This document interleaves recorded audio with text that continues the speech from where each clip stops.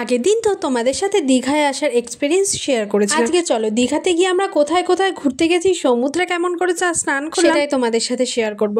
Hello বন্ধুরা, কেমন আছো তোমরা সবাই? আমি রূপসা। আমার নতুন একটি ভিডিওতে তোমাদের অনেক অনেক ভালোবাসা। আমরা কিন্তু সকালবেলা ঘুম থেকে উঠেই সমুদ্রের ধারে চলে এসেছিলাম।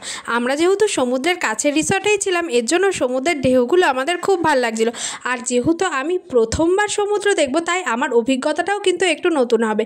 এই দেখো সকালবেলাতে আমার মাসি, দাদা, বৌদি এরা কেমন সমুদ্রের জলে ভিজে গেছে।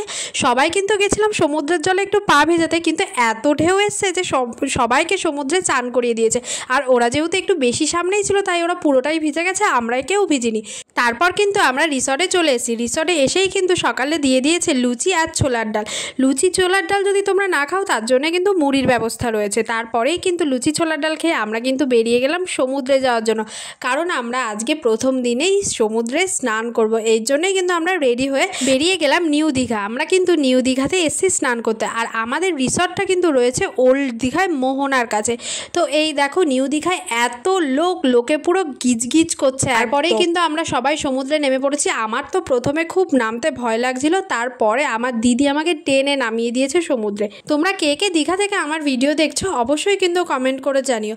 তো অনেকক্ষণ তো স্নান টান হলো, তারপরে কিন্তু এবার আমাদের রিসর্টে ফিরে যাওয়ার পালা। রিসর্টে এসেই ফ্রেশ হয়ে আমরা কিন্তু দুপুরের লাঞ্চ সেরে নিয়ে একটু রেস্ট নিয়ে আবার কিন্তু বিকেলবেলা বেরিয়ে গেছি। বিকেলবেলা আমরা হাতে পেয়ে গেলাম গরম গরম চা, আর চা খেয়েই আমরা কিন্তু চলে গেছি ওল্ড দীঘা।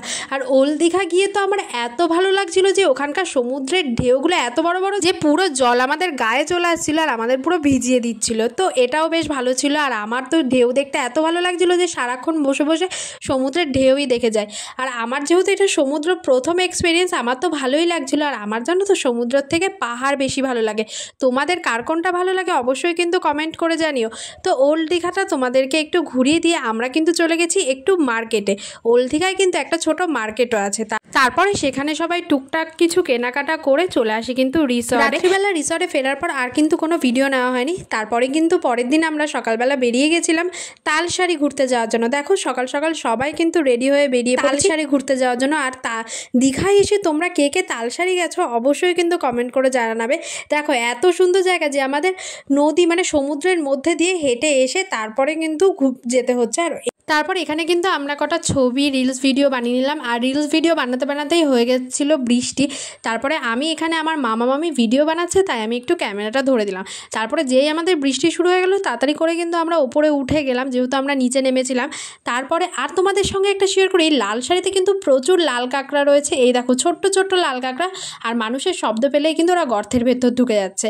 তারপরে কিন্তু পাশের একটা হোটেল থেকে আমরা একটু লাঞ্চটা এখান থেকেই সেরে নিয়ে চলে গেলাম কিন্তু রিসর্টে সেখানে ফ্রেশ হয়ে বিকেলবেলা চলে গেছি কিন্তু দীঘার জগন্নাথ মন্দিরে, যেটা দেখার জন্যই দীঘাতে মানুষ এখন সবাই যাচ্ছে। আমরা কিন্তু সবাই চলে এসেছি মন্দিরে। আর মন্দির কিন্তু রাত 8টা অবধি খোলা থাকে। এর জন্যই কিন্তু আমরা তাড়াহুড়ো করছিলাম যে মন্দিরে যদি দরজা বন্ধ হয়ে যায়, গেট বন্ধ হয়ে যায়, আমরা কি করে ঢুকবো। কিন্তু না, বন্ধ হয়নি। আমরা কিন্তু 8টার আগেই ঢুকে পড়েছি সেখানে। আর আমরা কিন্তু মন্দিরের ভেতর কোনো ফটো ভিডিও নিতে পারিনি, বাইরে থেকেই যেটুকু নেওয়া নিয়েছি।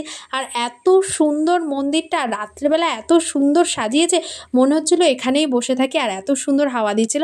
তারপরে কিন্তু আমাদের প্রচুর খিদে পেয়ে গেছে, চলে এসেছি একটু মোমো খেতে। তো এখানে সবাই মোমো খেয়ে নিলাম। তারপরেই কিন্তু চলে গেছিলাম আবার সমুদ্রের ধারে একটু সমুদ্রের ঢেউ দেখে।